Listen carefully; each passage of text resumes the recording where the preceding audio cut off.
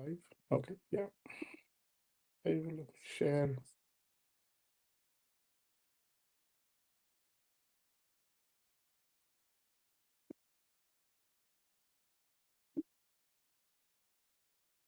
Hi, David. How are you? Hi Shreya, I'm great. How are you? I'm doing great. Thank you. Awesome. So we'll just give a minute for folks to join and we can get started. Since this is a webcast, we can probably just get Yep. started in a couple of minutes. Yeah.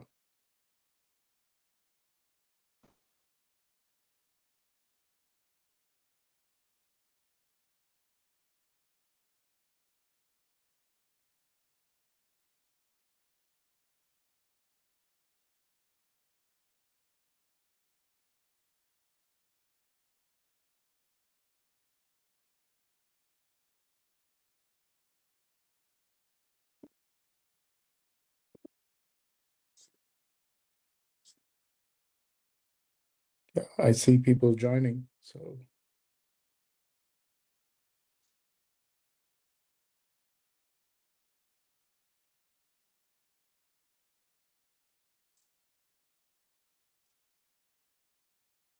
hey everyone, welcome. We'll just give a couple of minutes for folks to join. Thank you for joining. You're going to be in the webcast view, but you should be able to ask us questions. And if not, like let us know. I'll see how I can enable it. Apologies for any issue, but hopefully we'll be able to take your questions.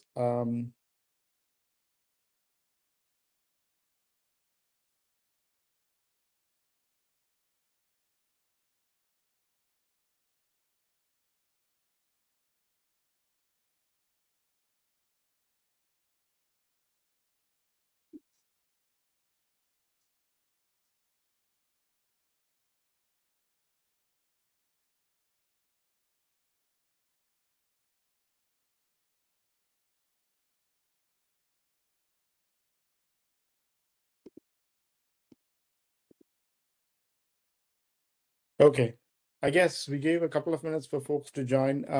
Let's get started.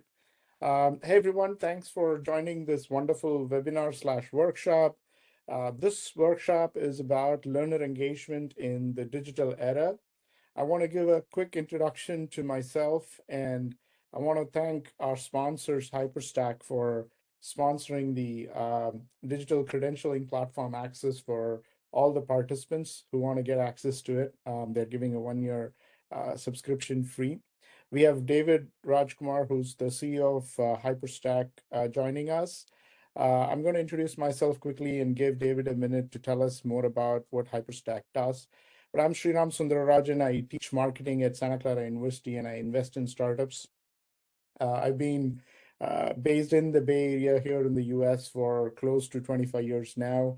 Incredibly blessed to be part of an ecosystem here that allows a lot of things around entrepreneurship and innovation, whatnot. I want to welcome you all for this webinar. For those of you that are joining us in person, those of you that couldn't make it but are catching up on the recording is going to be available to you. So hopefully we will get that to you as soon as it's done today. I want to give David an opportunity to introduce himself, what he does, and about HyperStack. So David, if you can take a minute to tell us about what you have, as an intro, short intro about yourself and HyperStack would be great. Thank you, Shreya. Thank you for the opportunity. And to give a small background about Hyperstack and myself. Hyperstack is a digital credentialing platform.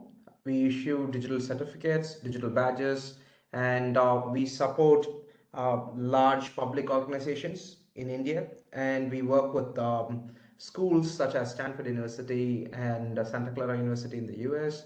And we support a lot more certificate providers, license providers, and a lot more. So even today, the certificates that are going to be issued at the end of this program is through Hyperstack, and we are happy to sponsor this program, Sriram. Thank you, David. That was a wonderful introduction. And folks, please make use of the offer that David has in terms of the access to HyperStack. I want to make sure that I can also explain the context for this webinar. I'm also the founding partner at HyperGrowth Labs, which is a advisory firm and an investment firm that we invest in startups and we incubate startups. But at the same time, I also am very closely involved in higher ed since that's one of the things that I do. And I've been asked a lot of questions by peers, by training organizations, by the higher ed institutions that I visit about what could be done to better engage students, because everyone is seeing a different trend emerging in terms of how to engage students in a very hybrid model. And things like COVID have accelerated the adoption of digital technologies. But what does it really mean for training organizations? What does it really mean for trainers, for coaches, for educators like myself? And this is evolving. So I want to make sure that I set this context for you before we go in. I expect the presentation to be about 20 to 30 minutes, so I can explain the concepts and walk you through the different portions. I want to quickly, make sure that you have my contact information for those of you that connected with me. Thank you. For those of you that would like to connect with me, here's my QR code. Our life has become completely digital, so you have the QR code here for you to connect with me. I also have it at the end. And this deck, along with all the resources that we are sharing today in this webinar as a workshop, is going to be available to you. You can download it, and I will be sending the link to this deck and for the rest of the items that we'll be sharing as well. The agenda for today, of course, a big shout out to the Hyperstack team, including David and Rohan, who's joining us as well, for sponsoring the digital credentialing part. But from a agenda perspective, I want to walk everyone through the basics from a branding perspective. There are short videos that I have on my LinkedIn profile that you can get access to watch, about personal branding, whether you are a student, a learner, or whether you are an educator, a learning organization, like a training organization, like a higher ed institution, for instance. Branding is so very important. It is important on the supply side. It is important on the demand side. And there are a lot of challenges when it comes to digital learning and engagement. We're going to be discussing about some trends, how the challenges can get transformed into opportunities. And we're also going to understand how to better turn our students, our learners, into brand ambassadors. How can they be their own brand ambassadors? And how can they be brand ambassadors for the organization? And then we will get into the workshop portion where I have about 4 to 5 different items to share with you. And hopefully you can use that as a foundation to get started on your roadmap to transform your brand in case you are interested to do that or to reinvent your brand. Now, getting into the basics of branding, every brand exists to create an emotion. And if you look at what you see here, uh, let's reflect on a moment and look at the brands and think about what they evoke as an emotion for us. David, if you're still online, can you share anything about what comes to your mind when you see any of these brands, any of the brands here, the logos? They are more or less household brands. We talk about them every day. And I would say their logos are simple, straightforward, and memorable. Yeah, thank you, David. Thank you. I think that's exactly right. You have a whole lot of brands that are uh, you know that are having a different that are in a range, in a spectrum of emotions. While Apple is innovative, right? A Nike, has a very different appeal. It doesn't just appeal to athletes; it appeals to even leisure folks. So it does make a lot of sense, for brands to think about how they want to evoke that emotion.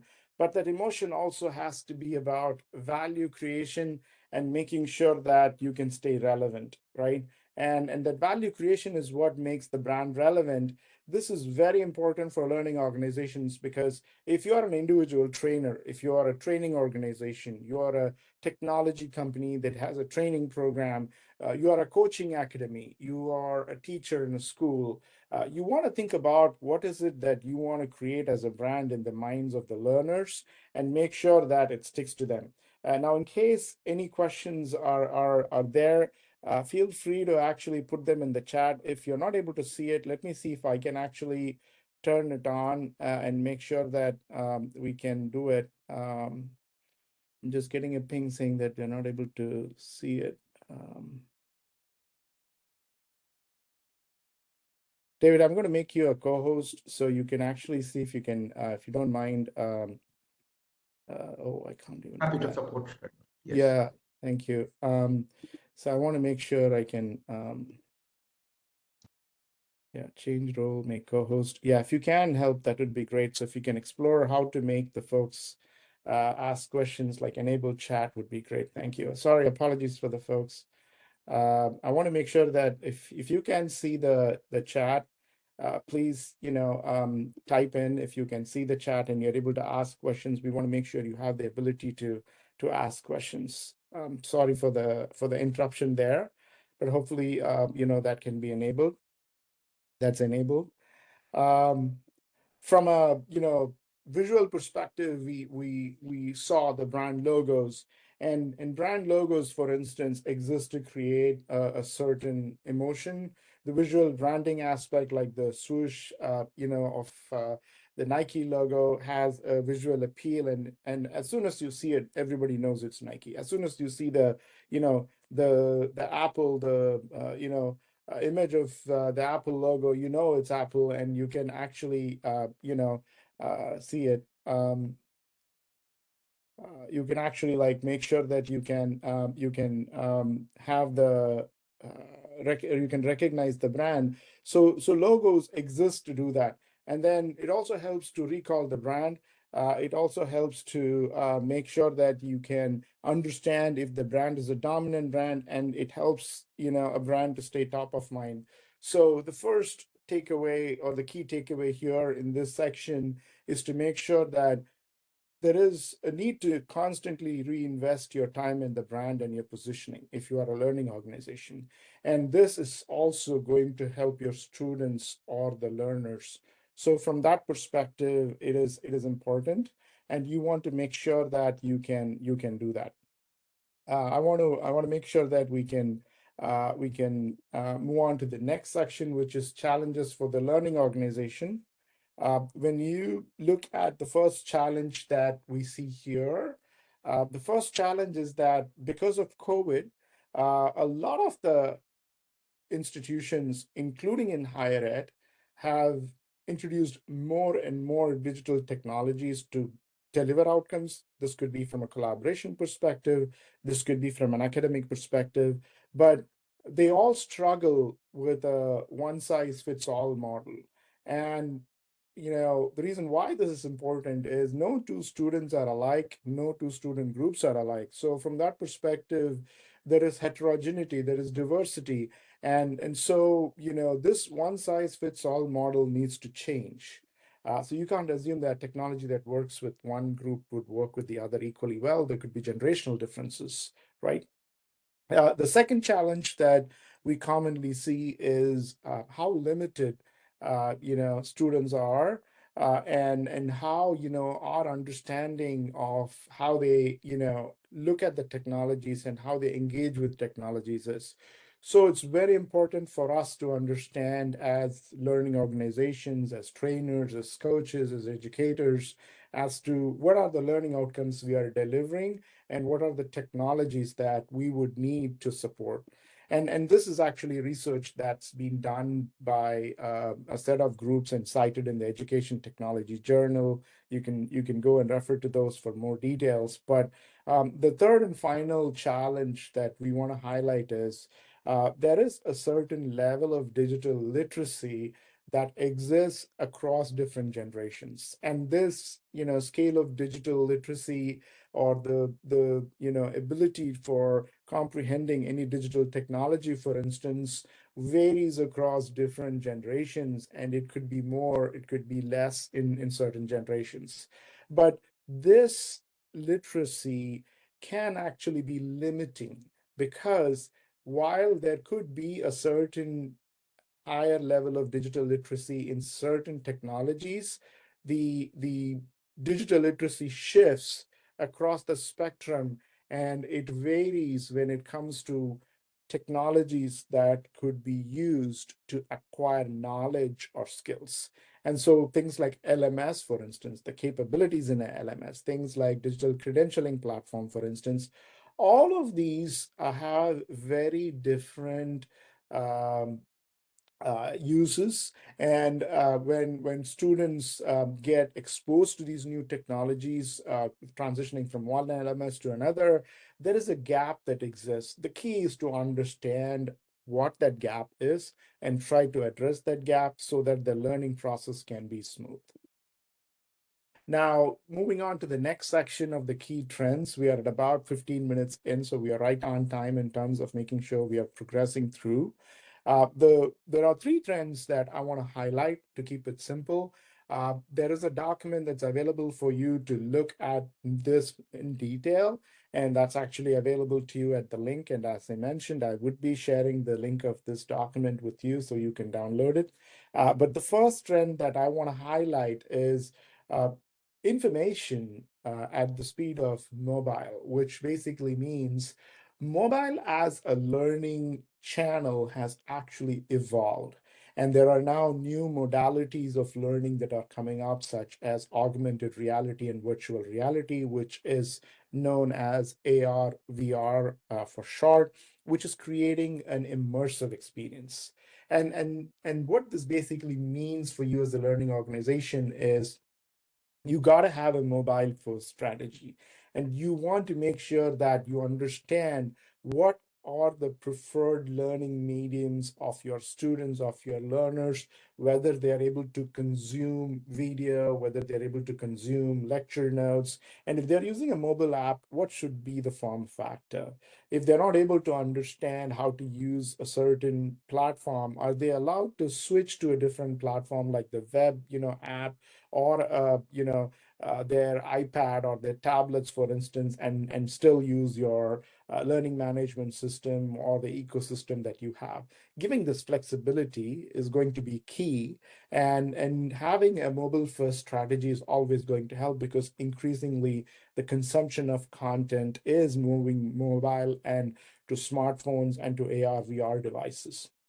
So that's the first trend. The second trend is around outcomes. And the reason why this is important is because learning models are outcome based, and they allow for learners and students to consume content, to learn new things, and to absorb, have a very collaborative way in which they want to learn. So it's very important to understand the learning path and make sure that you can allow for learners and students to customize this path. So having that flexibility is key, and it has to be aligned to whatever outcome you're delivering.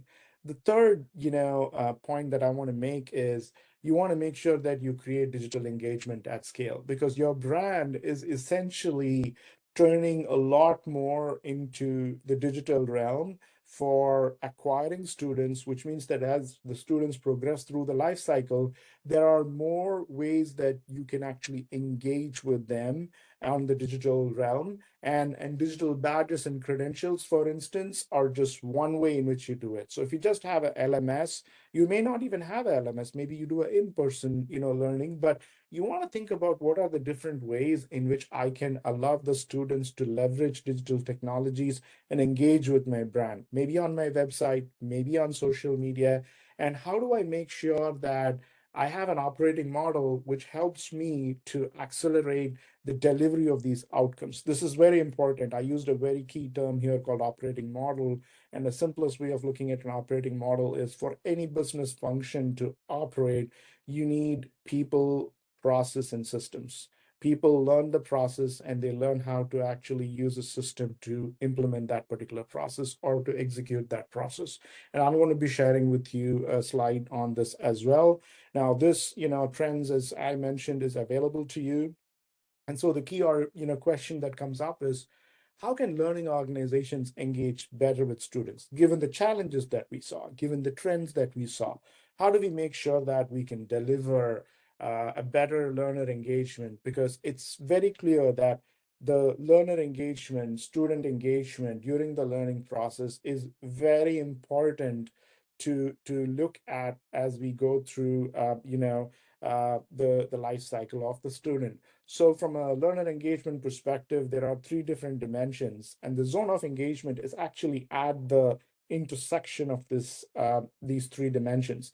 The first one is the behavioral dimension. The behavioral dimension is about how a student stays involved throughout the learning process. The cognitive dimension is the psychological aspect of it and how much investment of time does the student do with respect to the cognitive dimension. The third part of this is the emotional dimension. What kind of emotional engagement happens during learning participation? And you want to make sure that you target all three of these as you target student engagement, because if the student behavior drops, it's going to impact their ability to learn and the time that they invest. And it's going to have a very emotional detachment if they're not engaged. So, which means that all three of these have a very direct impact on the learning outcome and the satisfaction that the student has as well. And if the student engagement reduces, there is an inability to realize the learning outcomes, obviously. But then there is also going to be the student not realizing what they really want in terms of that outcome, contributing to maybe a reduced positioning or a weaker positioning in the marketplace when they go looking for a job, when they want to demonstrate that skill. So you should never, let this happen and go to a stage where there is emotional detachment from the brand.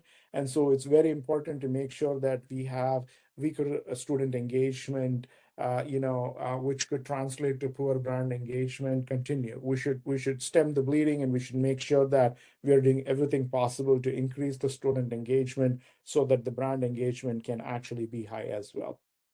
And the reason why this is important and why now is, as things go digital, you're going to see more and more students stay in a very discrete environment where they're going to be by themselves and they're not going to have a lot more collaboration. So it's very important to create that engagement. And what we have seen when we are doing workshops or when you're doing webinars like these, for instance, is, of course, in this case, it's a webcast, so there's no interaction that's possible. But whenever you are in a classroom environment, whenever you are in a learning environment, you want to make sure that you can actually have your students engaged, because 90% of the students who are less engaged during the learning cycle tend to be disengaged with the brand, and they're not building their brand. They tend to actually dissociate themselves from the brand that's actually the learning organization. So the key is to make sure that you can target a very high level of student engagement during the learning cycle. And our study over the last 2 years has shown us that students, when they are appropriately engaged in the classroom and they're motivated to stay engaged, tend to also have a very high level of engagement with the brand. And how do you create this value? Like, how do you make sure that you can reinvent, right? When you look at how you want to create value, which leads to differentiation, you want to make sure that if students don't have a brand engagement, you think about new avenues for brand engagement. What this means is you could have activities where students are showcasing their portfolio on social media, for instance.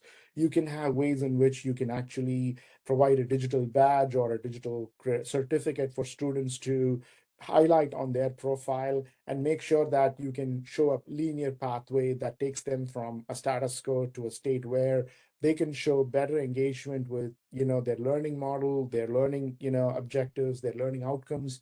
And as they realize the outcomes and they are better engaged with actually building their brand, the automatic result of this is going to be better brand engagement for the learning organization as well.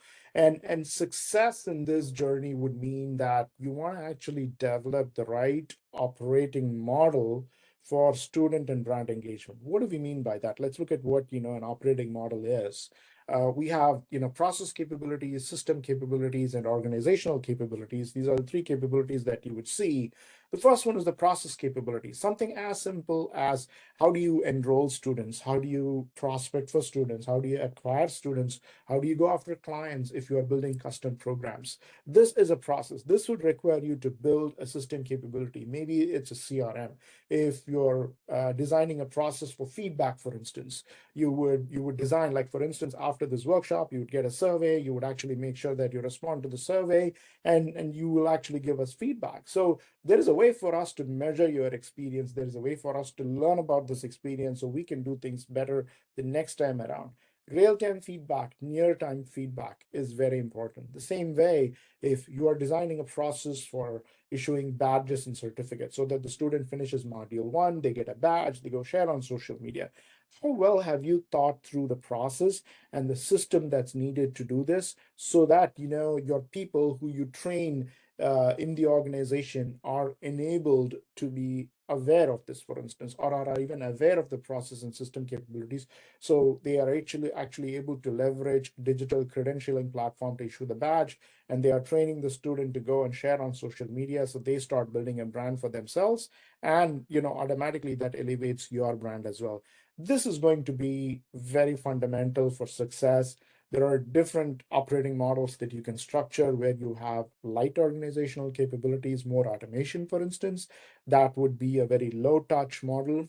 You can also have you, you can also have a very high touch model where you have more people doing manual processes, but less of systems. But that would be very inefficient and that's not going to scale. So you want to think about what is the right way for you to design your operating model so there is a balance between what organizational capabilities you have, what system capabilities you have, and what process capabilities that you have. So the maturity curve, you can use this for evaluating. This is probably the pre-workshop part that I want to highlight. So you want to evaluate the level of maturity where you are in. At level zero, which is very reactive, you're probably doing things ad hoc, right? You have very limited process and system capabilities. But as you evolve as an organization, maybe you can develop some capabilities. There will be a limited process and system capability, no integration needed between your LMS platform or your credentialing platform. But then your L2 would be something of a stable operating model where you may have limited integration available. Your LMS is integrated to your credentialing platform. Your LMS may be integrated to your CRM. And this is going to take you towards an L3 where you can actually reach a level of maturity, which is the highest. And this would actually allow you to kind of like have a capability where there is full integration. Majority of the organizations that are leaders in this have a very tight integration between their systems, have an operating model that leverages more of system capability, so it becomes a low touch model from a human perspective, but a very mature model when it comes to automation enabling a lot of these processes. You could even use AI, for instance, where you could have the AI look at student performance and recommend intervention strategies for student success so that the counselors or the trainers can adjust the learning outcomes and the model to better engage with the students. And this is where, Gen AI and others can probably help, because you want to bring in AI to help you do things that you believe can get scale for you and can actually improve the student experience, can improve the student engagement and outcomes. So L3 is probably the best place to be, but not all organizations are going to get there in one day. You want to make sure that you understand it's a journey and you progress through this. So what is it that you could do, right? The workshop that that we have for this section is starts with understanding the journey and what the student life cycle looks like. So typically there is a pre-sign up phase where the student is evaluating what to do. You want to make sure that Google calls this a zero moment of truth, and they come into the realm where they realize that you as a brand are able to offer them something that they want. And at that point in time is the first moment of truth, which also means that you're activating your student acquisition tactics and you're bringing in the student to enroll for maybe a trial course, or you do webinars where you are enrolling students to join. And the next part is, the student purchases the course, maybe through a marketplace, maybe directly with you on your website, or maybe through the app, wherever it is. Then they start the learning process, which is when real engagement starts. You want to make sure that that particular second moment of truth, as we call it, is a measure. The experience, the engagement metrics are kept track of. How many times somebody logs into an LMS, for instance, is a good metric. How much time they have spent can also be an indicator of engagement. But how many modules they completed is going to indicate to you or give you a sense of how they're progressing towards learning outcomes. So these are very important measurement tactics that you should have, which would allow you to implement a very good student success model. And once you have this in place, you can then progress to add more capabilities, maybe for getting real-time feedback, near-time feedback, so you can adjust the learning outcomes. And then as you go through this, you would have a post-purchase or loyalty phase where the community engagement starts. You may have an alumni program, the badging is there, the certificate is there, they share on social media, and then they come back maybe to purchase another course, or when they share it in their network, they activate their adjacencies, and they create a mind share in their network, which allows them to become brand champions, and that allows them to kind of like propagate the brand. This is something that is really important that I would encourage all of you to think about if you are interested in implementing an operating model which would create a higher level of student engagement based on the student life cycle. Once you understand the student life cycle and what kind of tactics you want to use, what kind of capabilities you want to build, it becomes a lot smoother for you to go towards a very successful brand engagement model. And how do you measure this, right? The proof is, in the metrics, and how you are actually like looking at the metrics. Typically, brands are measured in terms of an abstract brand value or brand equity that, is described in terms of how much equity you have in the minds of the stakeholders or your customers. But it all starts with brand awareness. We saw the zero moment of truth and first moment of truth. That's when the student is actually exposed to a brand. When a student starts engaging with the brand, when they like the learning management system that they are using, when they receive a badge and they are happily sharing it on social media, they are delighted. They actually can then start to reflect on their experience with the brand, and it gives an opportunity for the brand to target an increased mind share with them. So there are strategies with digital badging and creating a pathway, for instance, that would allow the student to stay motivated, and it's kind of like a gamification. Once they start liking what they are doing in terms of their learning model, they would then start developing a preference. And this is true even in the consumer world, where you go and buy something, you like something, and you go back and you prefer the brand more. And that takes you towards a loyalty wherein the share of the wallet increases. And then in this case, the student lifetime value increases. That's the actual metric. And lifetime value can be direct or indirect. What I mean by that is a student can probably come and purchase more courses, but they could also come in as a cohort. Like, I like a course that you're offering, I'm doing this. I like your coaching, I like it. I want to make sure that I can refer you to someone else. And then it increases your cohort size, and it probably brings in more that probably want to do the program with you. And then as the student starts doing this, they're actually acting as an ambassador, right? And that's the highest level that you can have in the brand performance pyramid, where there is an acceleration in the student lifetime value, and the function of the realization of that student lifetime value increases. So sorry for using a math term there, but basically it's essentially like all math, because metrics, when you want to measure, is basically related to how you want to actually increase the student lifetime value.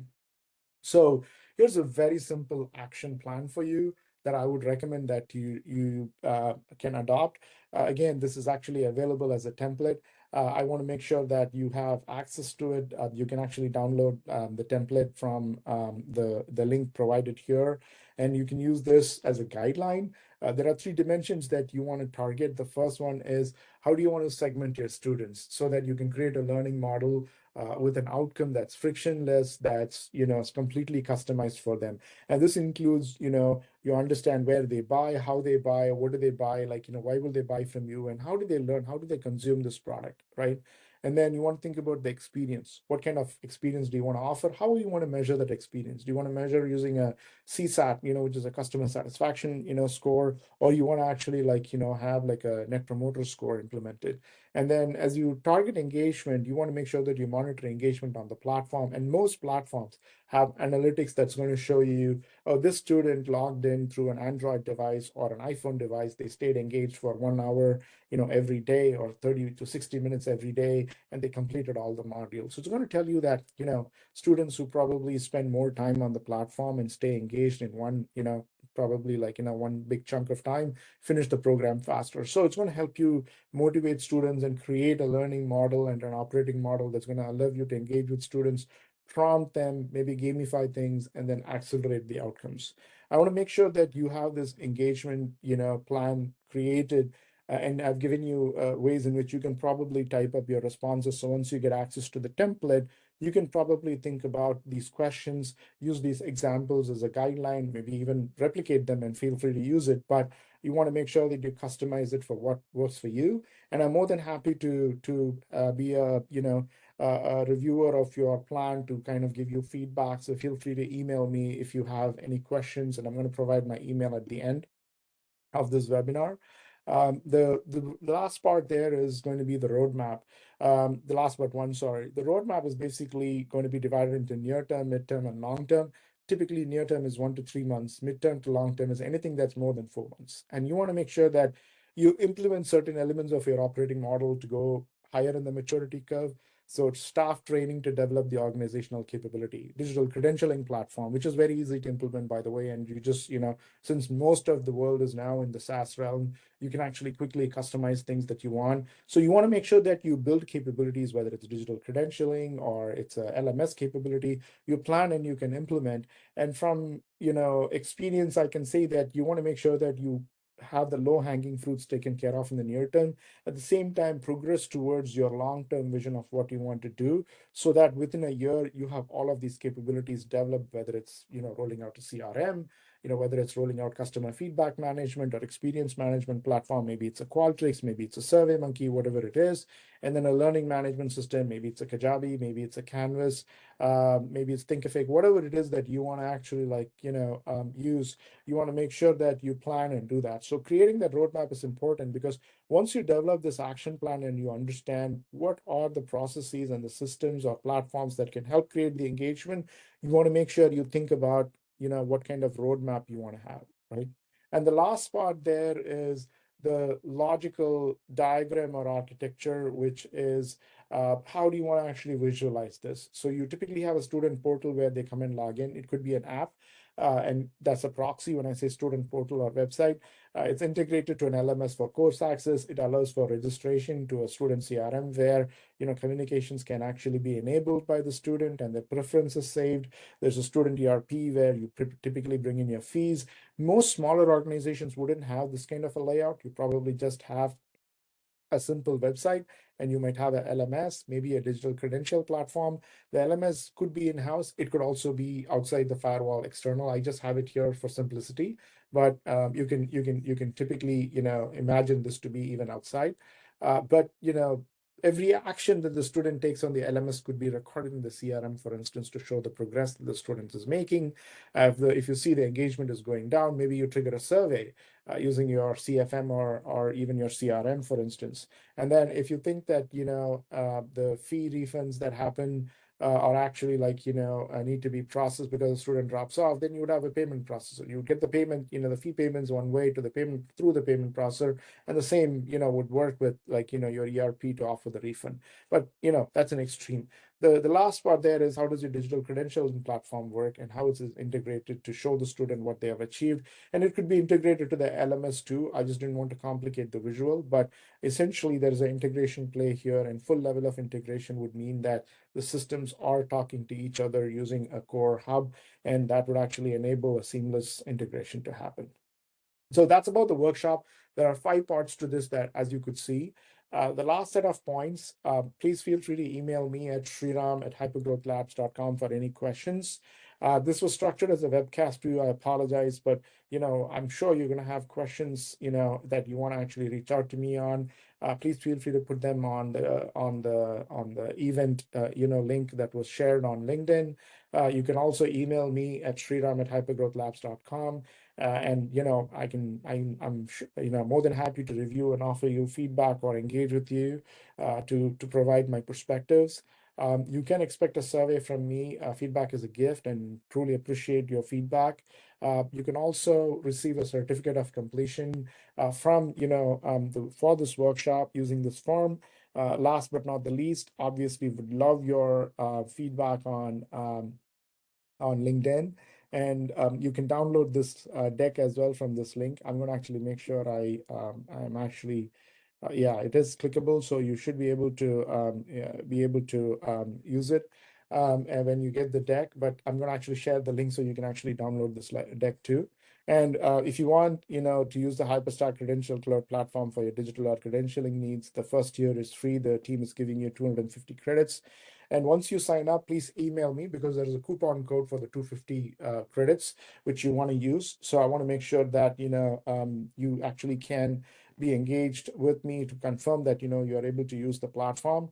So feel free to ping me with any questions. And so the coupon is going to allow you to use the platform beyond the free trial period. Thanks again to our sponsors. And the feedback is actually available here. I would appreciate everyone giving feedback. And I want to make sure that I can, have the right level of engagement from you. I would totally appreciate it in terms of the engagement. If you have any questions, again, the email is sriram@hypergrowthlabs.com. Really appreciate it. I'm going to actually share the link of this document with you so that you can actually download this and then provide feedback. Yeah. Uh, I'm also going to email it to everybody, so you can actually expect to have the you can expect to have the link. I want to make sure that you can download it. So please confirm back, Rohan or David, if you're able to download it, let me know. Yeah, I'm able to download. Sure. Yeah. Awesome. Thank you, David. Thanks for confirming. Folks, again, it was a pleasure hosting this webinar. I'm now opening up for questions. If you have anything, please do post in chat. You can connect with me using this QR code. You can also connect with me using the email.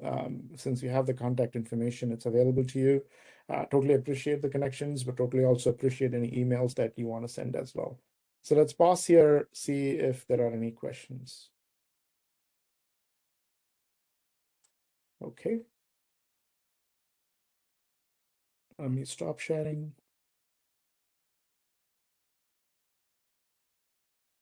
Um,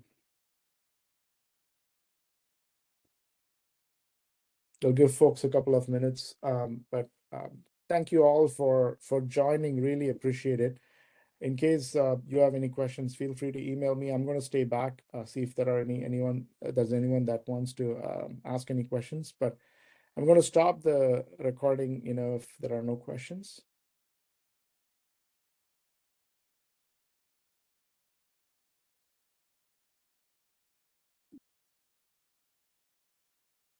Okay.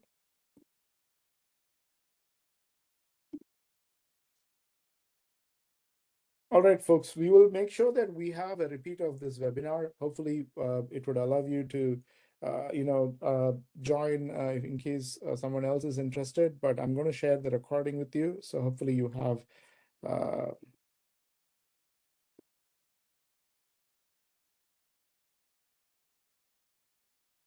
Okay. All right, David, thank you so much for joining. I know it's pretty late for you, but really appreciate it. Happy to join, Shriram. It was an amazing session. Okay, thank you so much. Okay, thanks all.